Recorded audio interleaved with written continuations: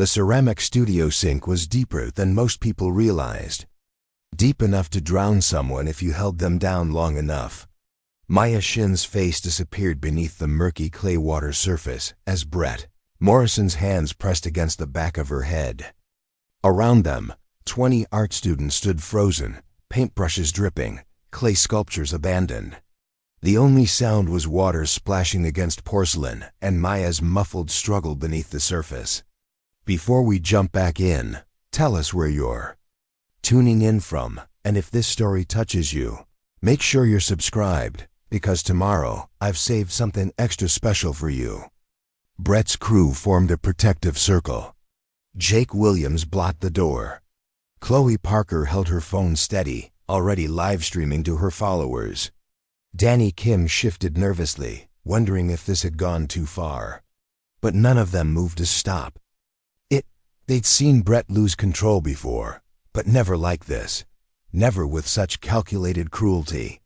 What they didn't know was that Maya Chen could hold her breath for 4 minutes and 37 seconds. What they didn't know was that she'd been pulled from riptides by professional lifeguards who taught her how to stay calm when water filled her lungs. What they didn't know was that the quiet girl they'd been tormenting for months had been waiting for them to make exactly this mistake. The water stopped moving. Maya went completely still.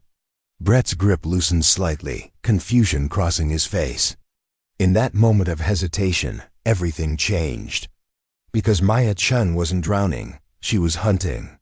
3 months earlier, Maya had arrived in Riverside carrying nothing but a duffel bag and a swimming medal she kept hidden in her sock drawer. Her parents' car accident had left her in the care of Aunt Lisa, a trauma nurse who worked double shifts at Riverside General. The apartment they shared overlooked the community recreation center where Maya would later discover her salvation. But on that first morning, she only saw concrete and chlorine and the promise of anonymity. Riverside Technical High School, sprawled across 15 acres of sun-baked California asphalt. Students learned welding, automotive repair, culinary arts, and ceramic work alongside traditional academics.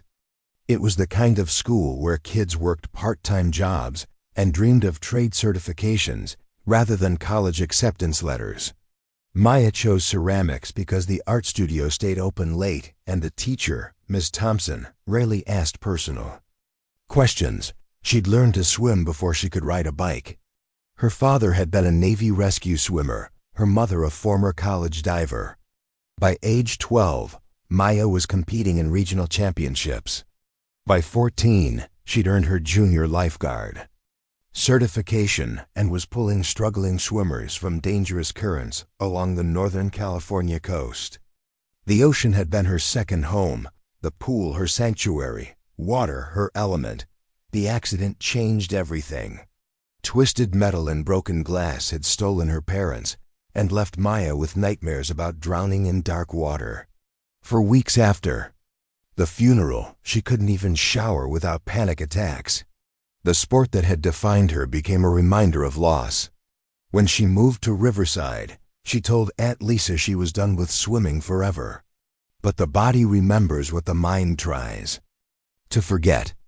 Every morning at 5:30, while Aunt Lisa slept between shifts, Maya found herself walking to the recreation center.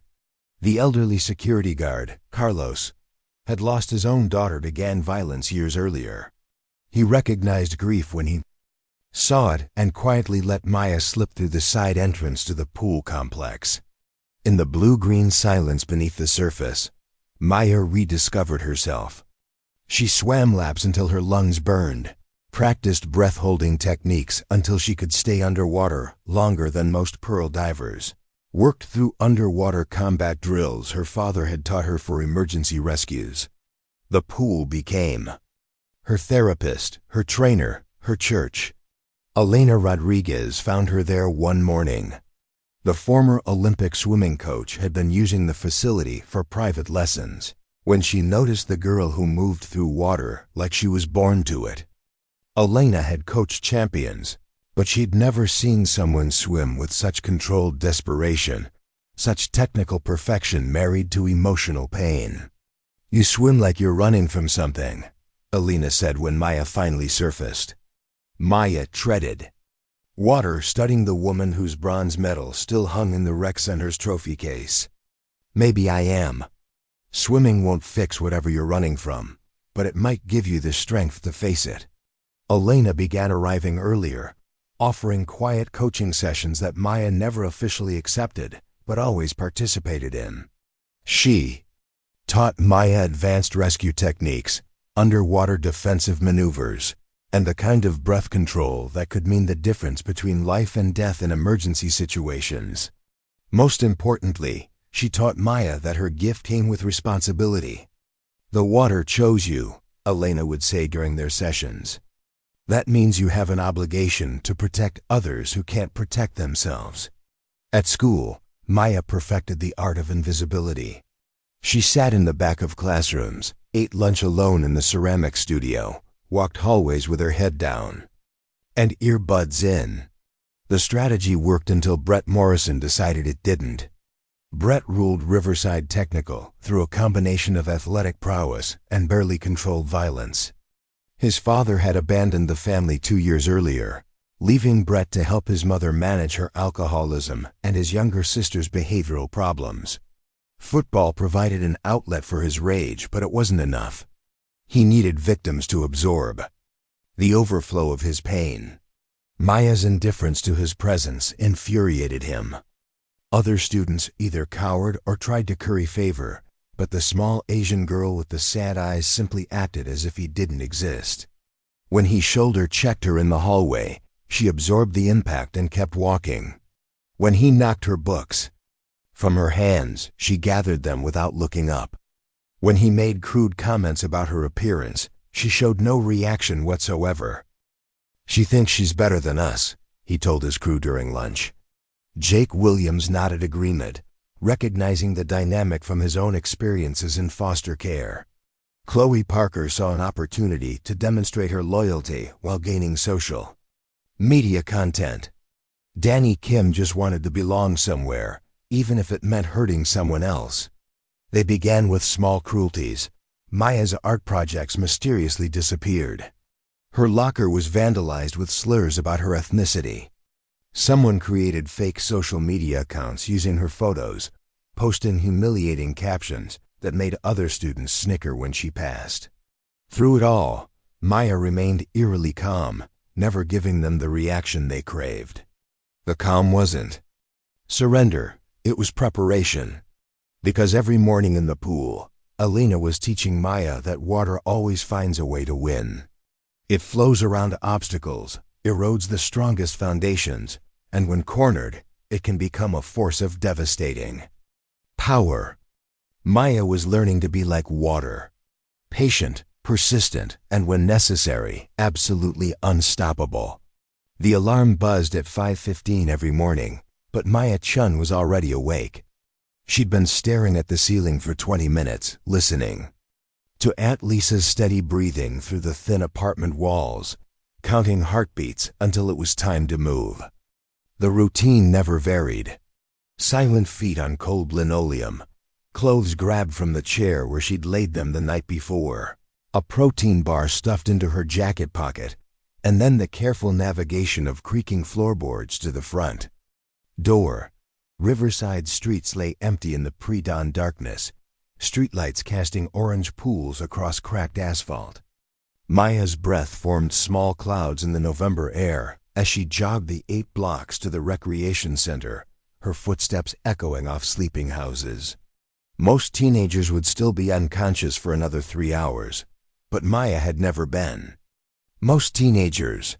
Carlos waited by the side entrance, thermal coffee cup steaming in his weathered hands.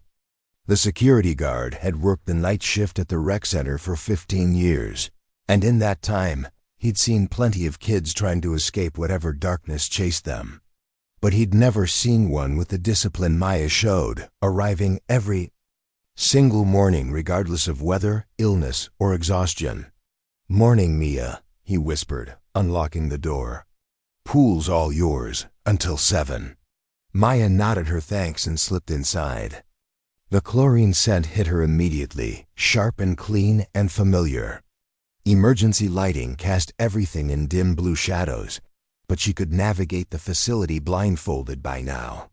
Locker room, quick change into the competition suit she'd owned since before the accident, then the long walk across wet tiles to the pool deck.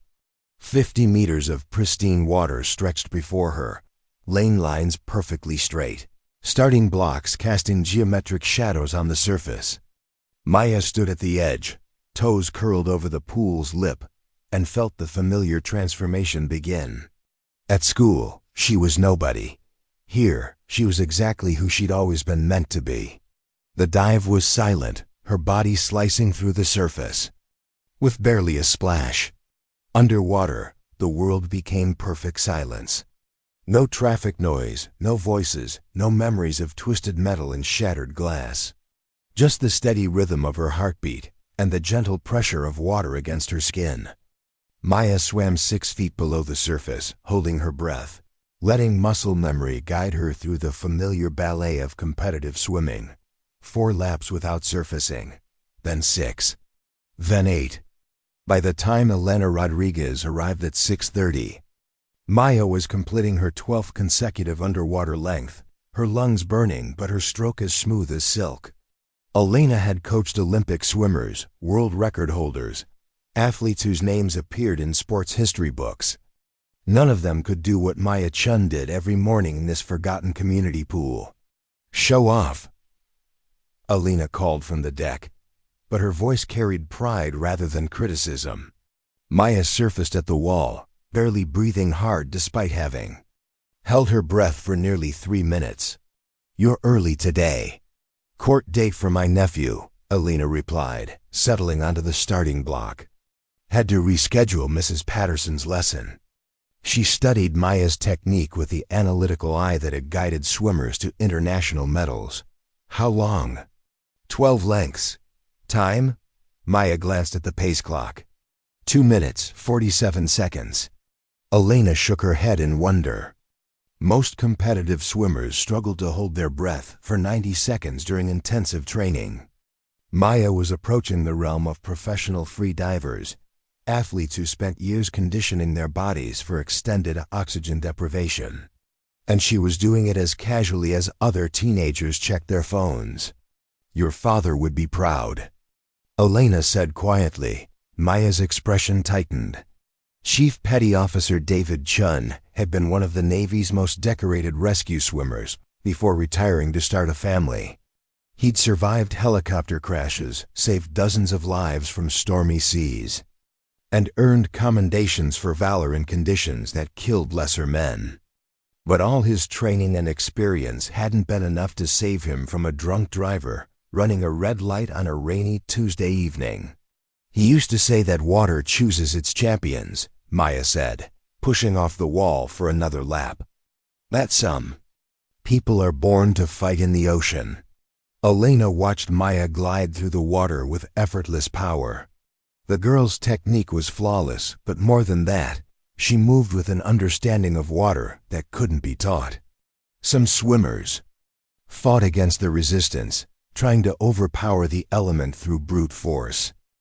Preparing and narrating this story took us a lot of time, so if you are enjoying it, subscribe to our channel. It means a lot to us. Now back to the story.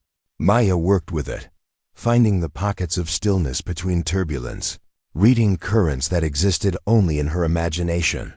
"Your rescue training," Elena said when Maya surfaced again. "Show me the defensive sequence your father taught you." Maya's demeanor shifted instantly. The casual swimmer disappeared, replaced by someone Elena recognized from her years coaching military athletes. Maya positioned herself in the deep end, treading water with minimal effort while Elena described the scenario.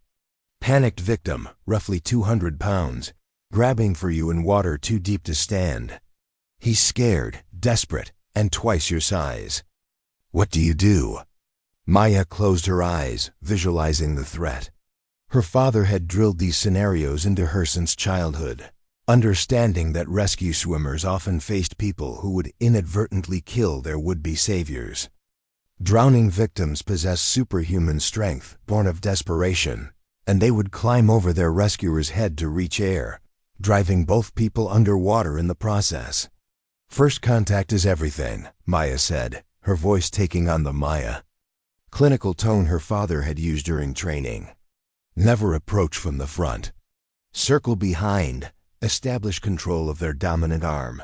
Use my body position to maintain distance from their grabbing range. Elena nodded. He's bigger than you, stronger. Panic makes him dangerous. Size doesn't matter underwater. Technique does. Breath control does.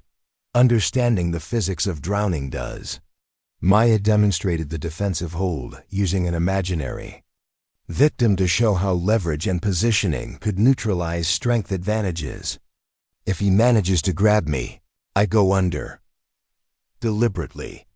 Panic victims won't follow you down because their survival instinct keeps them fighting for the surface. I surface behind them, establish the rear rescue hold, and control their movement until help arrives.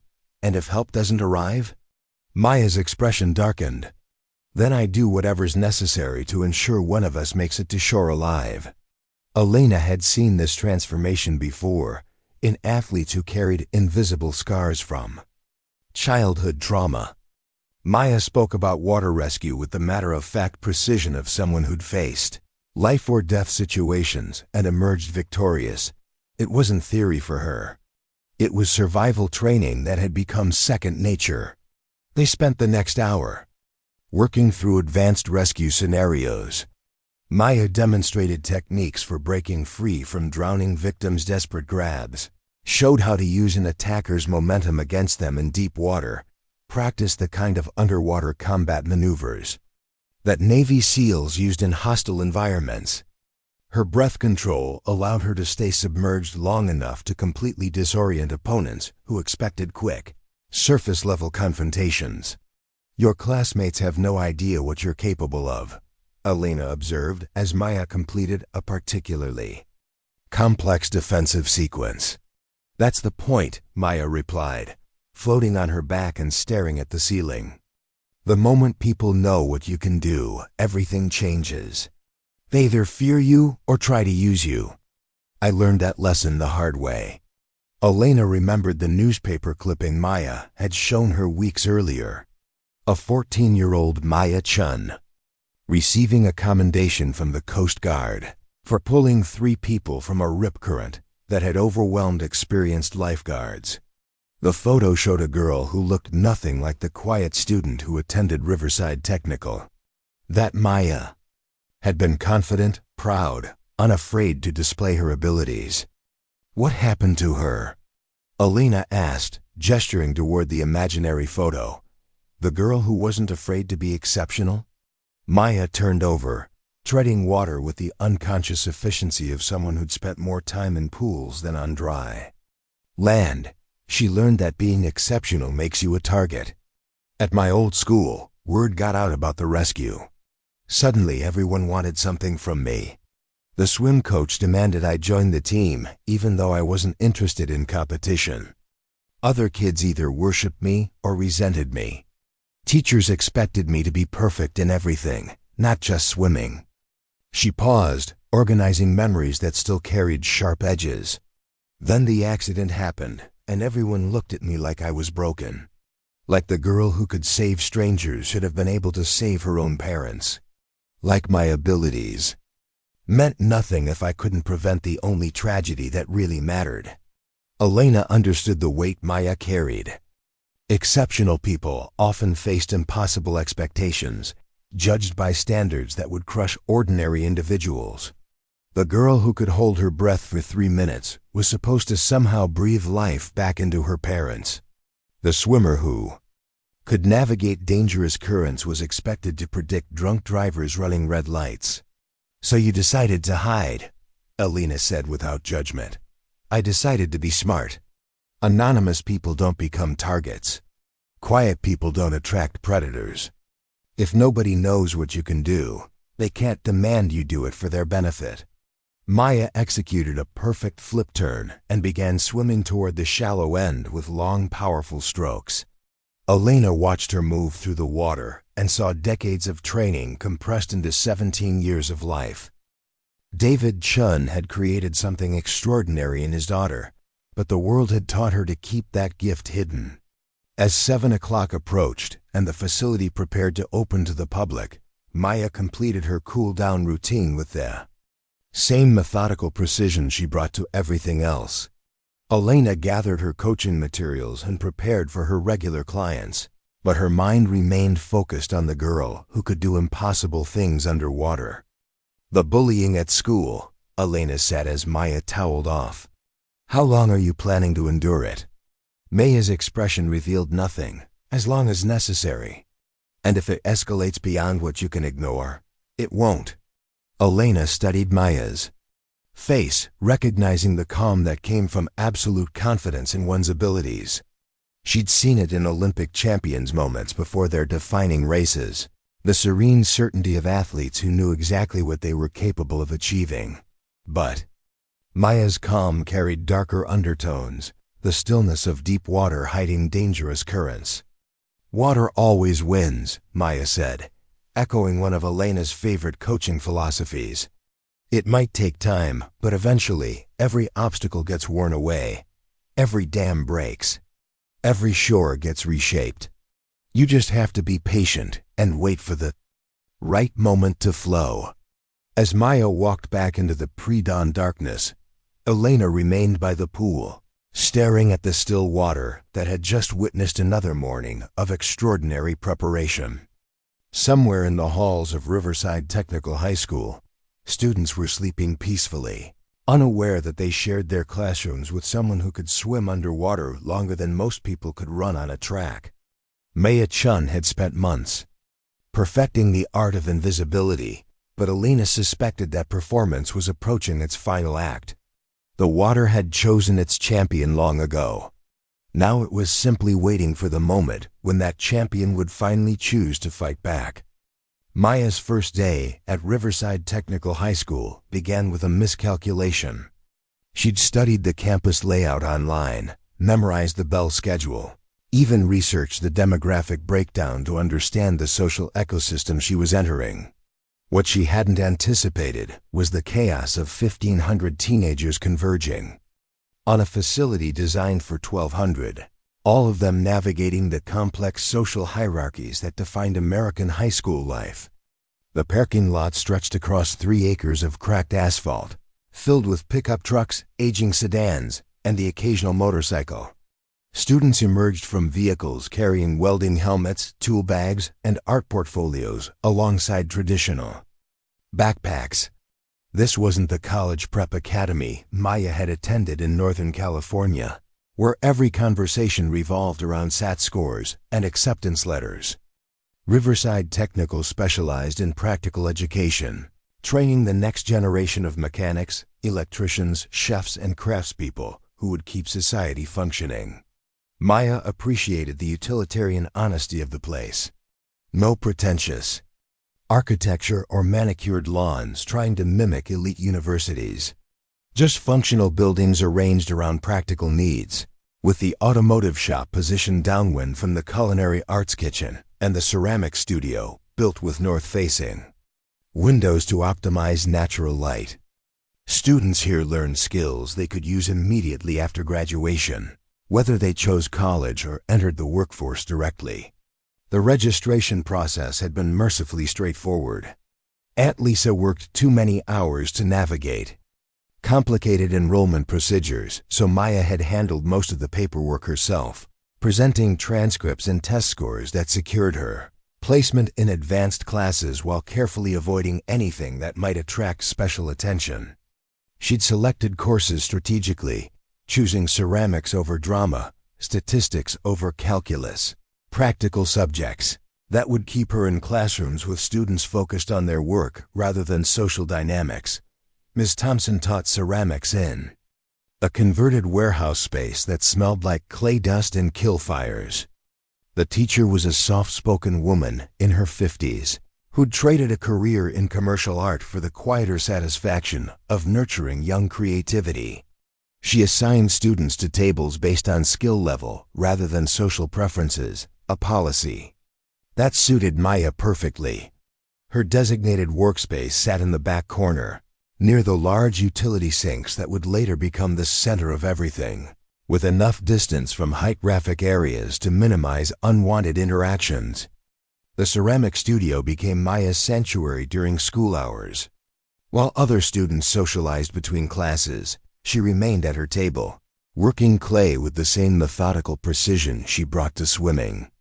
Her pieces reflected hours of patient attention, vessels shaped with understanding of form and function that impressed Ms. Thompson despite Maya's claimed inexperience with the medium. Working with clay required breath control, steady hands, and the ability to feel subtle changes in texture and consistency, skills that translated directly from her aquatic training. Maya's lunch strategy evolved during the first week. The cafeteria resembled a wildlife preserve where different species maintained careful territorial boundaries. Athletes dominated the center tables, their conversations loud and confident. Art students clustered near the windows, sketching in notebooks between bites of food.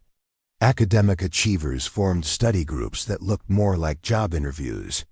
And scattered throughout were the uncategorized students who didn't fit neatly into established groups. Rather than risk unwanted attention by sitting alone in obvious isolation, Maya discovered that the ceramic studio remained open during lunch periods. Ms. Thompson often worked at her desk, grading projects or planning lessons, but she didn't mind students using the space for quiet activities. Maya could eat her sandwich while working on assignments, effectively invisible among the drying sculptures and abandoned projects that littered the workspace. The routine suited her perfectly for the first month. Morning training at the rec center, school attendance that prioritized academic performance over social integration. Afternoon hours spent in the ceramic studio working on increasingly ambitious projects.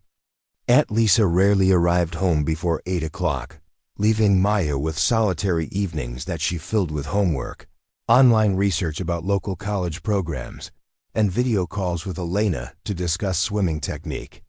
Maya's invisibility strategy succeeded so completely that most students couldn't recall her name even after sharing classes for weeks. She spoke only when directly questioned by teachers, completed assignments with competent efficiency, and moved through hallways with the purposeful gait of someone who belonged without drawing attention to where she was going. Teachers appreciated her consistent performance and lack of disciplinary issues. Classmates found her unremarkable enough to forget she existed. The social dynamics at Riverside Technical differed significantly from Maya's previous school experience. Students here carried themselves with a practical confidence born from learning marketable skills. They discussed apprenticeship opportunities, union wages, and career trajectories that didn't require college degrees. Many worked part-time jobs that provided real income rather than resume padding, giving them adult responsibilities that bred maturity alongside traditional teenage concerns. Maya observed these patterns with the analytical distance of an anthropologist studying unfamiliar cultures. She mapped the cafeteria seating arrangements, identified the informal leadership structures within different groups, and noted the subtle signs that indicated which students possessed genuine influence versus those who merely projected social confidence. Understanding group dynamics had become essential survival skills during her tumultuous years in foster care before Aunt Lisa gained custody. The automotive program attracted students who appreciated mechanical precision and problem-solving challenges. Maya watched them during passing periods, noting their easy camaraderie and shared passion for restoration projects. The welding students formed tight bonds forged by dangerous work that required absolute trust in their partner's competence. Culinary arts fostered collaboration through shared meals and competition for limited kitchen space. Brett Morrison dominated the automotive program through a combination of natural talent and aggressive leadership. Maya identified him during her second week, observing his interactions with other students from the safe distance of her corner workspace. He possessed the kind of magnetic confidence that attracted followers, But something in his body language suggested volatility barely contained beneath the surface. When other students laughed at his jokes, Maya noticed the slight tension in their expressions, the carefully measured responses that indicated fear masquerading as friendship. Maya's background had taught her to recognize dangerous individuals before they recognized her as a potential target. Foster care had exposed her to teenagers whose pain expressed itself through violence, whose need to feel powerful overcame any consideration for innocent bystanders. Brett Morrison displayed classic predator behaviors masked by social acceptability and institutional protection. Jake Williams orbited Brett's influence like a loyal satellite, providing muscle for confrontations that required physical intimidation. His file folder during registration had been notably thick, suggesting a disciplinary history that preceded his arrival at Riverside Technical. Maya observed his interactions with smaller students, noting the subtle ways he invaded personal space, and used his size to create discomfort without technically breaking school rules. Chloe Parker wielded social media like a weapon, documenting every interaction for her extensive follower base, while carefully curating an image of effortless popularity. Maya recognized the calculated nature of her online presence, the way she positioned herself within group photos to maximize her own visibility while diminishing others. Technology had transformed traditional bullying into a 24-hour assault that followed victims home through their devices. Danny Kim represented the most common type of secondary aggressor, someone whose own vulnerability made him desperate to align with powerful protectors. Maya had known dozens of students like Danny in various schools, kids who would participate in almost any cruelty to avoid becoming targets themselves. They were often the most dangerous because their fear made them unpredictable and willing to escalate situations beyond their original intent. Maya's assessment of these personalities happened gradually, through careful observation rather than direct interaction. She learned their class schedules by noting when certain hallways became more dangerous to navigate. She identified their favorite gathering spots and adjusted her own movement patterns accordingly. Most importantly, she recognized the early warning signs that preceded their hunting behavior. The ceramic studio provided perfect camouflage for this surveillance, because art students naturally spent long periods observing their surroundings while working on projects.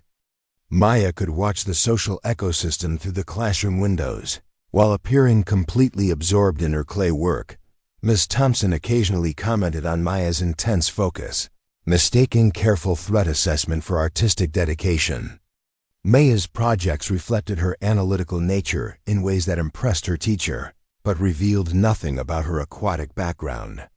She created vessels with flowing lines that suggested water movement, but the inspiration could have come from any source.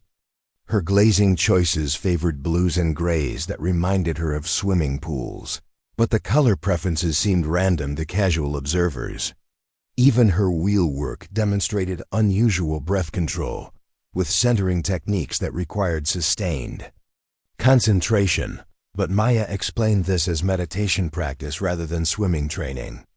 The utility sinks in the ceramic studio fascinated Maya for reasons she couldn't fully articulate. They were deeper than typical classroom fixtures, designed to accommodate large sculptural pieces and the vigorous cleaning required after working with clay. Maya often volunteered for cleanup duties that allowed her to study the water pressure, drainage patterns, and spatial constraints of the area. She noted which angles provided clear sight lines to the rest of the studio and which positions offered strategic advantages for someone who understood underwater combat. Ms. Thompson appreciated Maya's willingness to handle maintenance tasks that other students avoided, interpreting her interest in the utility area as conscientiousness rather than tactical assessment. Maya encouraged this interpretation by volunteering for other unglamorous responsibilities, establishing a reputation for reliability that made her presence in the studio seem natural and beneficial rather than suspicious. 3 weeks into the semester, Maya's invisibility strategy faced its first serious challenge when seating arrangements in her chemistry class placed her directly behind Chloe Parker. The social media queen had been documenting her daily outfits for her followers, creating short videos that featured carefully choreographed interactions with classmates who served as unwitting background characters. Maya's consistent presence in the frame behind Chloe's designated seat threatened to draw exactly the kind of attention she'd worked so hard to avoid. Maya solved the problem by arriving early to chemistry class and selecting a different seat, one that positioned her outside Chloe's preferred filming angles while maintaining easy access to emergency exits. The adjustment required sacrificing her preferred back corner position, but the trade-off preserved her anonymity while demonstrating the kind of adaptive thinking that had kept her safe in more dangerous environments than high school hallways. By the end of October, Maya had achieved the perfect balance she'd sought when enrolling at Riverside Technical. Her grades reflected solid performance without exceptional achievement that might attract unwanted recognition. Her social profile remained virtually non-existent, with most classmates unable to recall details about her background or interests. She'd identified the primary threats within the student population and developed strategies for avoiding confrontation with each of them. The system worked flawlessly until the day Brett Morrison decided that Maya's indifference to his presence constituted a challenge to his authority. Maya had been cleaning clay residue from the utility sinks after class when she noticed Brett watching her through the studio windows, his expression calculating and predatory. For the first time since arriving at Riverside Technical, Maya felt the familiar chill of recognition. Her period of invisibility was about to end, and everything she'd worked to build was about to be tested in ways she'd hoped to avoid. Brett Morrison understood engines better than he understood people, which made both more dangerous than they should have been.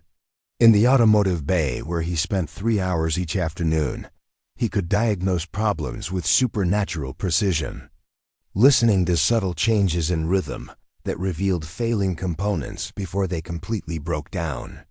But human beings operated on emotional frequencies he'd never learned to read accurately, leading to miscalculations that created far more damage than any mechanical failure.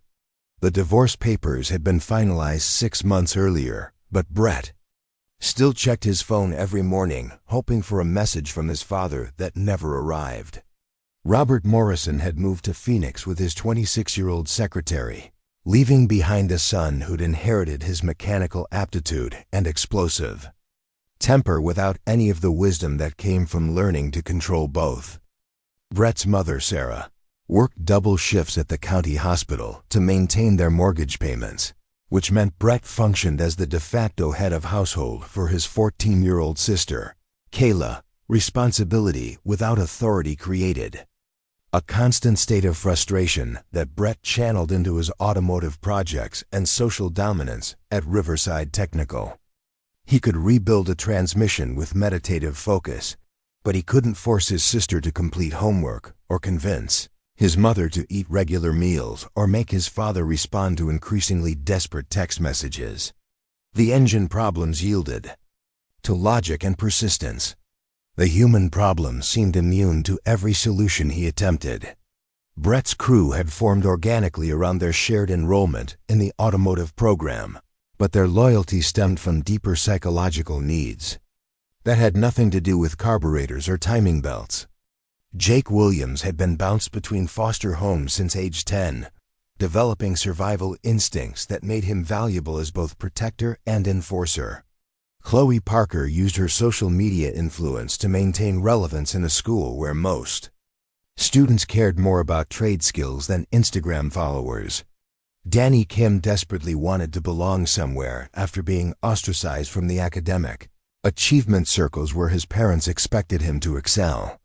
Their territory centered around the automotive bay, a converted warehouse space filled with project vehicles in various stages of restoration.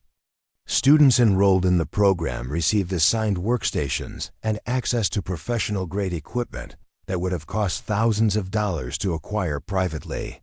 The space fostered collaboration and mentorship between students working on similar challenges, but it also provided perfect cover for the kind of informal hierarchy that schools struggled to monitor effectively.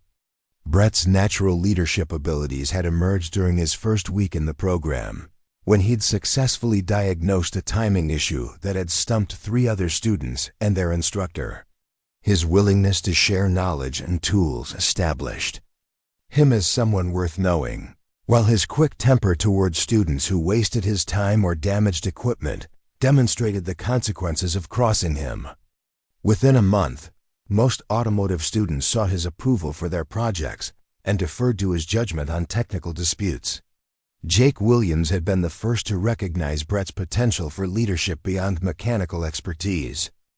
The wrestling program had taught Jake to read body language and identify psychological weaknesses that could be exploited during competition, skills that translated directly to social dynamics outside the gym. He observed Brett's frustration with authority figures who questioned his methods, noted the way other students instinctively stepped aside when Brett moved through crowded spaces, and calculated that aligning himself with Brett's rising influence would provide the protection and status he'd never found in foster care. Jake's own background made him particularly effective at recognizing vulnerability in other students. Years of institutional living had exposed him to every type of predator and victim, teaching him to categorize people within seconds of meeting them. He could identify the kids who would fight back, the ones who would crumble under pressure, and the rare individuals who possessed hidden strengths that might prove dangerous if provoked. His assessment abilities made him invaluable to Brett, who appreciated having advanced intelligence about potential threats or opportunities.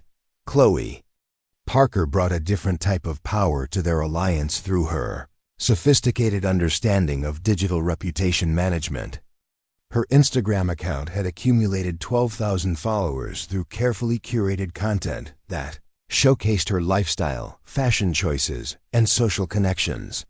More importantly, she understood how to weaponize social media platforms to destroy reputations, spread rumors, and coordinate harassment campaigns that could devastate targets without leaving evidence that school administrators could trace back to specific individuals. Chloe's motivation for joining Brett's circle stemmed from her recognition that traditional popularity metrics were changing rapidly among their generation. Academic achievement no longer guaranteed social status, and conventional beauty standards had been democratized through filters and editing applications. But influence remained valuable, and Brett's growing control over the automotive program's social dynamics provided her with access to story content that her followers found authentic and engaging. Danny Kim represented the most complex member of their group because his participation was driven by genuine terror rather than calculated advantage-seeking. His parents had immigrated from South Korea with advanced degrees in engineering and medicine, establishing successful careers that funded Danny's enrollment in private academic programs from elementary school through middle school. But the family's financial situation had deteriorated during the economic disruption of recent years, forcing Danny to transfer to public school where his academic achievements meant nothing and his social awkwardness made him an obvious target. Danny's desperation to avoid becoming a victim had led him to seek protection from the most powerful group he could identify. Even though he possessed neither the mechanical aptitude that impressed Brett nor the social media skills that Chloe valued, his contribution to their dynamic was his willingness to do absolutely anything they asked, no matter how degrading or dangerous, because he understood that rejection from this group would leave him completely defenseless against the school's actual predators. The crew's hunting patterns had evolved throughout the fall semester as they learned to work together effectively. Brett identified potential targets through his observations during automotive classes and lunch periods, focusing on students who displayed the kind of quiet confidence that he interpreted as disrespect for his authority. Jake conducted preliminary assessments to determine which targets would provide satisfying entertainment without risking serious consequences. Chloe documented their campaigns through social media content that appeared spontaneous but was actually carefully planned to maximize viral potential. Danny participated in whatever role they assigned him, grateful to be included even when his tasks were humiliating or potentially incriminating. Their method was systematic psychological warfare rather than crude physical intimidation. Brett understood that visible bruises and obvious injuries would bring administrative attention that could threaten his position in the automotive program, while emotional damage was nearly impossible for victims to prove or for authorities to address.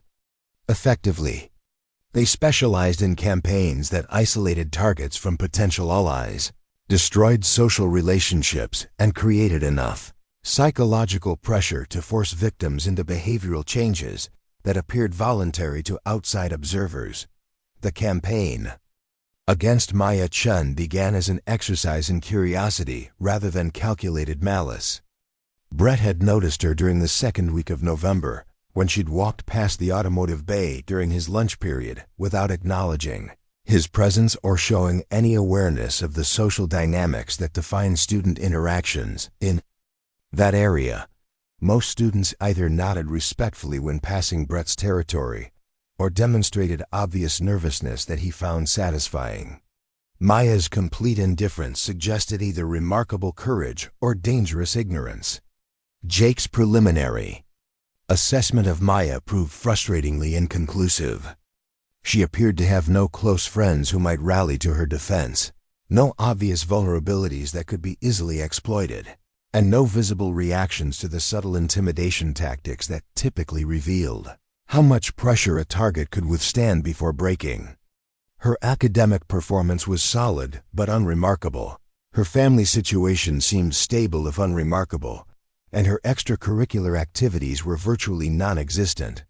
On paper, she looked like the perfect victim for their standard psychological warfare campaign. Chloe's initial attempts to gather digital intelligence about Maya yielded equally puzzling results. Maya's social media presence was minimal, with privacy settings that prevented most content from being visible to non-friends, and posting patterns that revealed nothing about her interests, relationships, or personal history. Her photos showed no obvious insecurities that could be targeted, no embarrassing moments that could be weaponized, and no social connections that could be manipulated to turn friends against her. For someone who specialized in digital reputation destruction, Maya represented an unusually challenging target. Danny's reconnaissance during shared classes provided the first actionable intelligence about Maya's potential weaknesses. He observed her consistent isolation during lunch periods, noted her preference for completing assignments individually rather than seeking group collaboration, and identified her apparent attachment to the ceramic studio as the closest thing to a sanctuary she'd established at Riverside Technical. His report suggested that Maya was already effectively ostracized from social networks, which meant their usual tactics would need to be modified for maximum impact. Brett's decision to target Maya represented a miscalculation that revealed his fundamental misunderstanding of the difference between isolation and independence. He interpreted her solitary behavior as evidence of social inadequacy rather than deliberate choice, assumed her quiet demeanor indicated weakness rather than self-control, and believed her apparent indifference to his presence was fear masquerading as courage. Most dangerously, he failed to recognize that someone who could function effectively without external validation might be immune to the psychological pressure tactics that had proven successful against previous targets. The crew's first direct confrontation with Maya occurred on a Thursday afternoon during the transition period between 6th and 7th periods. Brett had positioned himself near the ceramic studio entrance, ostensibly examining his phone but actually monitoring student traffic patterns to identify an opportunity for public intimidation. Maya emerged from the studio carrying a portfolio bag and wearing the same expression of focused concentration she maintained throughout most school interactions. Brett stepped directly into her path, forcing her to stop or risk physical collision. Jake moved to block her potential escape route toward the main hallway. Chloe positioned herself at an angle that would provide optimal recording perspective for whatever followed. Danny lingered nearby, ready to serve as witness or participant, depending on how the situation developed. "Hey there," Brett said, his voice carrying the false friendliness that experienced bullies used to establish plausible deniability for their actions. "I don't think we've been introduced. I'm Brett Morrison." Maya looked up at him with the same polite attention she would give a teacher asking about homework assignments. "Maya Chen, nice to meet you." The response threw Brett off balance because it contained no trace of the nervousness he expected from students encountering him for the first time. Maya's body language remained relaxed, her voice steady, her eye contact direct but not challenging. Most targets either cowered obviously or overcompensated with aggressive bravado. Maya simply acted as if this was a normal social interaction rather than a carefully orchestrated intimidation attempt.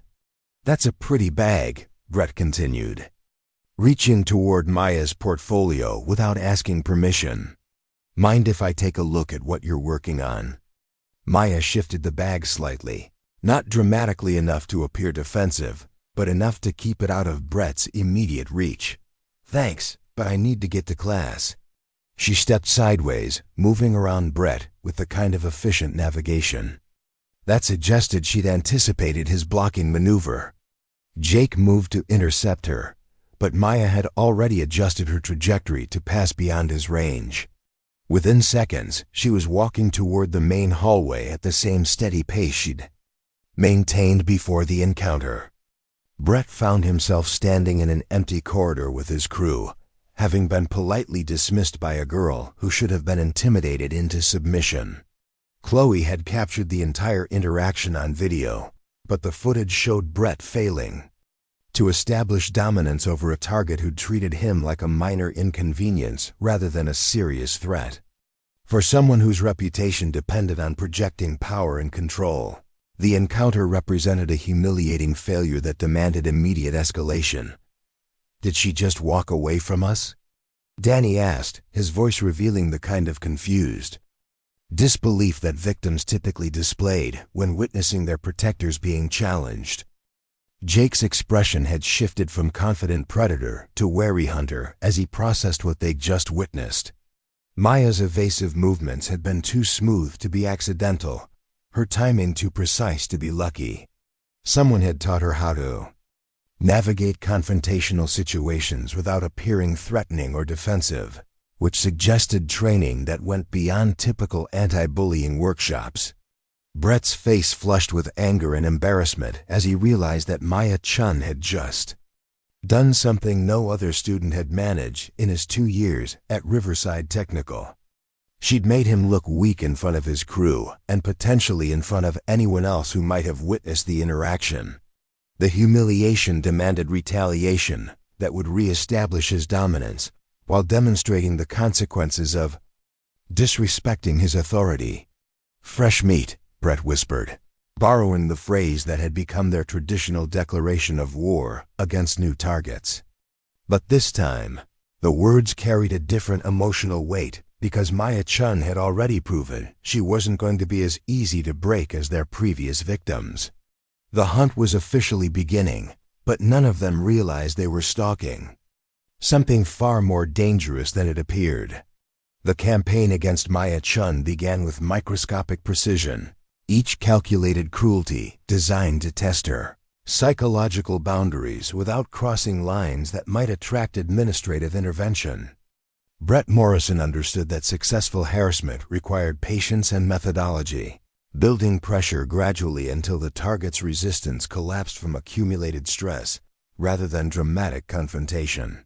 He'd learned this approach through trial and error with previous victims, refining his techniques until he could destroy someone's peace of mind while maintaining complete plausible deniability.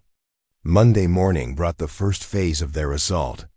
Maya arrived at her ceramics workstation to discover that someone had contaminated her clay supply with fine sand, rendering it unusable for wheel throwing. The sabotage appeared accidental. to casual observation, but Maya recognized the deliberate nature of the damage immediately. Sand mixed into clay created an abrasive compound that would destroy wheelheads and carving tools, forcing her to discard hours of preparation work and start completely over with fresh materials. Miss Thompson noticed Maya's frustration when she requested replacement clay for the second time in a week. Equipment problems again. That's unusual for someone as careful as you. Maya examined the sandy residue coating her fingers, calculating the timing and access required for someone to execute this particular form of vandalism. The ceramics studio remained locked after hours, but students with legitimate projects often received permission to work late under supervision. Someone had used that access to contaminate her materials while making the damage appear random rather than targeted. Just bad luck, I guess, Maya replied, carrying fresh clay to her wheel while mentally noting the security weaknesses that had allowed this attack.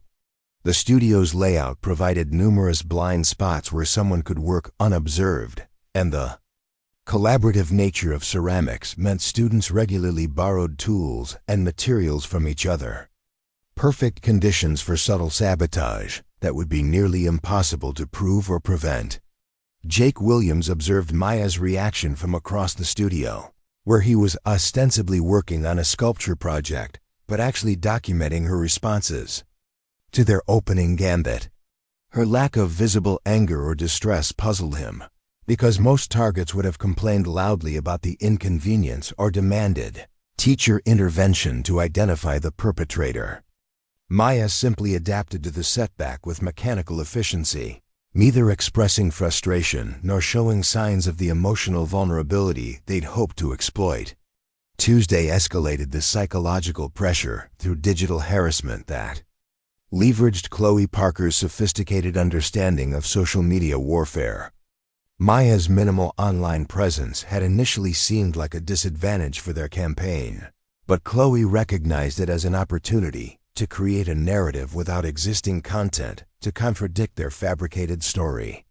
She began posting subtle comments on local school-related social media groups, introducing Maya's name alongside vague suggestions about her background and behavior. The posts were masterfully crafted to appear like casual gossip rather than coordinated character assassination. Chloe mentioned seeing Maya acting weird during lunch periods, questioned why someone would transfer to Riverside Technical mid-semester without explanation, and shared edited photos that made Maya appear isolated and antisocial during normal school activities. Each individual post seemed harmless, but collectively they created an impression that Maya was somehow problematic or potentially dangerous. Maya became aware of the digital campaign when classmates began treating her with subtle wariness, offering polite but distant responses to her rare attempts at conversation. Teachers who had previously appreciated her quiet competence now watched her with slightly more attention, as if evaluating whether the rumors circulating about her mental state might have substance. The shift was nearly imperceptible, but Maya had experienced similar campaigns at her previous school and recognized the early stages of reputation destruction. Wednesday brought physical harassment disguised as accidental contact during hallway transitions.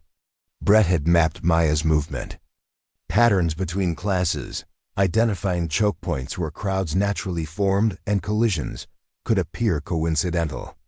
Jake positioned himself at strategic locations to execute shoulder checks and book-dropping incidents that looked like typical teenage clumsiness but were actually precisely timed to disrupt Maya's routine while testing her reaction to physical aggression. The first collision occurred outside the chemistry lab, where Jake accidentally bumped into Maya hard enough to scatter her materials across the hallway floor. Other students stepped around the mess without offering assistance, their behavior influenced by the social media narrative that portrayed Maya as someone best avoided. Maya knelt to gather her scattered papers and supplies, her movements controlled and methodical despite the obvious inconvenience. Jake lingered nearby, expecting Maya to display anger or demand an apology that would provide justification for escalating the confrontation. Instead, she completed her cleanup in silence and continued toward class without acknowledging his presence.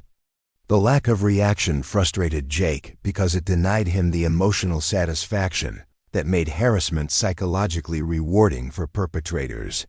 Maya's apparent indifference to their tactics created growing frustration within Brett's crew. Because their standard methods relied on visible victim distress to validate their sense of power and control. Successful bullying required feedback loops where target reactions reinforced the aggressor's perception of dominance, but Maya provided no such reinforcement. Her consistent calm suggested either remarkable psychological resilience or training in conflict de-escalation that exceeded their ability to overcome through conventional intimidation. Thursday introduced a new element to their campaign when Danny Kim volunteered to attempt direct social infiltration. His academic background and nervous demeanor made him less obviously threatening than Brett or Jake, potentially allowing him to gather intelligence about Maya's vulnerabilities through seemingly innocent conversation. Danny approached Maya during the lunch period when she typically worked alone in the ceramic studio, carrying art supplies that provided a plausible excuse for initiating contact. "Hey Maya, right? I'm Danny. I think we have chemistry together." His voice carried the forced casualness of someone following a rehearsed script rather than engaging in spontaneous conversation. Maya looked up from her current project, a water vessel with flowing lines that required delicate attention to achieve the proper wall thickness. "Yes, we do. You sit near the front, by the periodic table poster." Danny felt a moment of surprise that Maya had noticed enough detail about the classroom to identify his seating location. Most students who avoided social interaction paid minimal attention to their classmates' positions or behaviors. "Yeah, that's me. I was wondering if you might want to study together sometime. That last test was pretty brutal." Maya's hands continued working the clay while she considered Danny's proposal. His approach lacked the natural confidence of someone genuinely interested in academic collaboration, and his timing coincided suspiciously with the escalating harassment she'd been experiencing throughout the week. More importantly, his body language betrayed the kind of nervous tension that indicated deception rather than authentic social outreach. "I appreciate the offer, but I work better alone. Thanks though." Maya's response was polite but definitive, leaving no room for negotiation or follow-up suggestions. Danny had prepared for possible rejection, but not for the calm certainty with which Maya dismissed his approach. Her refusal felt less like social anxiety and more like strategic decision-making, as if she'd evaluated his motives and found them unacceptable. He lingered in the studio for several more minutes, ostensibly examining other students' work, but actually hoping Maya might reconsider his offer. Maya resumed focus on her clay work with the same concentration she'd maintained before Danny's interruption, effectively dismissing his presence without rudeness or drama. Her ability to return to her previous state of focused attention suggested mental discipline that exceeded typical teenage emotional regulation.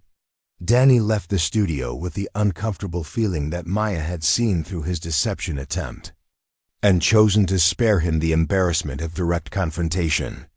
Friday brought the most sophisticated attack yet, when Chloe orchestrated a cafeteria incident designed to publicly humiliate Maya while creating viral content for her social media platforms. She arranged for Maya's lunch to be, accidentally, contaminated with hot sauce during the food service process, then positioned herself to record Maya's reaction when she discovered the sabotage. The plan required coordination with student workers in the kitchen who owed Chloe social favors from previous collaborations. Maya took her first bite of sandwich and immediately recognized the excessive heat that transformed the simple meal into an inedible assault on her taste buds. The contamination was thorough enough that she couldn't simply remove the affected portions, requiring her to discard the entire lunch and go hungry until dinner. Other students at nearby tables watched her reaction with the anticipatory excitement of spectators hoping to witness an entertaining breakdown. Chloe held her phone in recording position, expecting Maya to display the kind of emotional outburst that would provide perfect content for social media mockery. Instead, Maya calmly wrapped the contaminated sandwich in its original packaging, disposed of it in the appropriate waste receptacle, and spent the remainder of her lunch period reading a paperback novel she'd pulled from her backpack. Her expression revealed no frustration, embarrassment, or anger that might indicate the psychological damage Chloe had hoped to inflict. The failed cafeteria incident marked a turning point in Brett's assessment of Maya Chen as a viable target for their harassment campaign. 3 weeks of escalating psychological warfare had produced no visible impact on her behavior, emotional state, or social functioning. If anything, Maya seemed to become more composed and focused as their attacks intensified, displaying the kind of stress immunity that suggested either professional training in conflict management or psychological conditioning that exceeded their ability to overcome. Jake Williams recognized the pattern from his wrestling experience, where opponents sometimes demonstrated unusual pain tolerance that required completely different tactical approaches. Maya's responses indicated someone accustomed to adversity who had developed coping mechanisms sophisticated enough to neutralize conventional intimidation efforts. Her ability to maintain psychological equilibrium under sustained pressure suggested training or experience that placed her in a different category from their typical victims. Brett's frustration with Maya's resistance began affecting his performance in other areas of his life as his need to establish dominance over her became increasingly obsessive. His automotive projects suffered from lack of attention, his grades declined due to time spent planning increasingly elaborate harassment scenarios, and his relationships with crew members became strained by his growing fixation on conquering someone who refused to acknowledge his power. The psychological dynamics of their failed campaign created unexpected stress within Brett's crew as they struggled to understand why their proven methods had become ineffective against a single quiet girl who should have been easily broken by their coordinated assault. Danny Kim felt growing anxiety about his association with increasingly desperate tactics, while Jake Williams began questioning whether Maya might possess hidden capabilities that made her a dangerous target rather than a safe victim.